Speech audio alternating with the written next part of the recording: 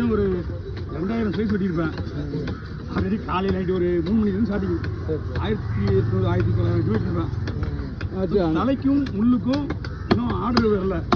எப்படி வெட்ட சொன்னாங்க அப்படியே பற்றி வெயிட்டிங் வாளுக்கும் தலைக்கும் நான் ஃபோன் பண்ணுறேன்னா விட்டு அவங்க என்னாரு அப்படியே வச்சுட்டேன். வஞ்சிரமே கொண்டு ஒன்றும் கிடையாது. ஃபுல்லாக அவர் தான் வாங்கிட்டு அஞ்சிலவாண்ணா ஆமாம்பா சுடா ஆள் வருது